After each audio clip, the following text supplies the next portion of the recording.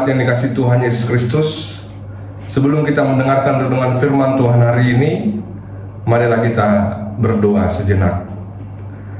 Kasih karunia dan damai sejahtera menyertai kamu yang dari Allah Bapa dan dari anaknya Tuhan Yesus Kristus. Amin. Jemaat yang dikasihi Tuhan, marilah kita mendengarkan firman Tuhan yang menjadi renungan di hari ini, yang tertulis dalam Ibrani 1 ayat 1 hingga ayat yang kedua. Beginilah firman Tuhan. Setelah pada zaman dahulu Allah berulang kali dan dalam pelbagai cara berbicara kepada nenek moyang kita dengan perantaraan nabi-nabi, maka pada zaman akhir ini Ia telah berbicara kepada kita dengan perantaraan anaknya, yang telah Ia tetapkan sebagai yang berhak menerima segala yang ada. Oleh Dia, Allah telah menjadikan alam semesta. Demikian pembacaan firman Tuhan. Jemaat yang dikasihi Tuhan Yesus Kristus, tentu kita tahu apa yang terjadi antara Allah dan bangsanya di perjanjian lama. Allah yang menyatakan dirinya lewat para nabi, imam dan raja, yang menyampaikan firman Tuhan kepada bangsa Israel, yang menyampaikan hukuman kepada bangsanya. Para nabi ini dilayakkan oleh Allah dan diberi kuasa oleh Allah untuk menjadi perantara. Tidak sembarang orang bisa bertemu dengan Allah. Mereka memberikan persembahan, mereka beribadah dan bersekutu dengan Tuhan harus melewati para imam, para nabi ataupun raja yang diutus oleh Tuhan. Ketika dosa menjadi penghalang antara Allah dan manusia, maka jalan satu-satunya adalah Allah yang harus menjadi manusia, yaitu lewat anaknya Tuhan Yesus Kristus. Kita tahu Yesus Kristus adalah korban pendamaian antara Allah dan manusia. Allah yang menjadi manusia, yang sama seperti manusia, yang memberikan nyawanya untuk dosa-dosa manusia. Tidak ada lagi halangan antara Allah dan manusia, karena Allah sudah berdamai dengan manusia lewat kematian Yesus Kristus. Jemaat yang dikasihi Tuhan Yesus Kristus, Kristus diberikan kuasa, diberikan kemuliaan oleh Allah untuk menetapkan segala sesuatu, untuk menjadi hakim bagi kita semua, untuk menjadi juru selamat bagi kita semua. Dia yang memerintah atas hidup kita, atas hidup orang-orang percaya. Dia berhak menerima segala yang ada sesuai dengan yang tertulis dalam firman Tuhan. Oleh karena itu, Bapak Ibu jemaat yang dikasihi Tuhan, bagaimana kita mengenal Yesus Kristus sebagai juru selamat kita, sebagai penyelamat hidup kita dalam setiap pergumulan, bahkan dalam setiap sukacita yang kita lewati dalam kehidupan ini. Kita bisa berdoa secara langsung kepada Allah. Kita bisa memberikan persembahan kita secara langsung kepada Allah.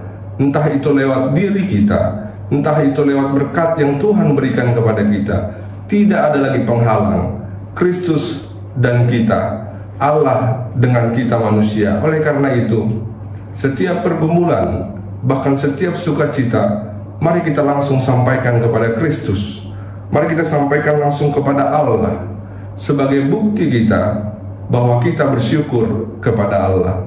Bapak Ibu jemaat yang dikasihi Tuhan Yesus Kristus, Allah yang rela memberikan nyawanya, Kristus sebagai putra yang taat kepada perintah Bapaknya, yang rela memberikan nyawanya demi kita, demi perdamaian antara Allah dan manusia. Mari kita menjadi pembawa damai, mari kita menjadi pembawa sukacita, mari kita benar-benar mengenal Allah dalam kehidupan kita. Ketika kita mengenal Allah, kita akan mengenal betapa banyak berkat Tuhan yang Tuhan berikan kepada kita. Kita akan mengenal betapa banyak Allah memberikan kekuatan kepada kita lewat Roh-Nya, Roh Kudus yang menyertai kita, yang menuntun kita dalam setiap perjalanan kehidupan kita.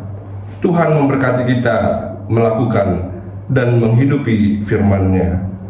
Amin. Kita berdoa.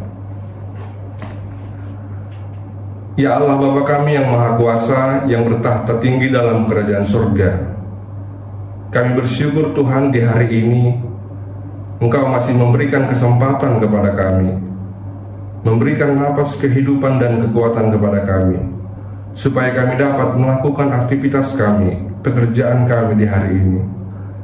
Allah Bapa kami baru mendengar firman-Mu.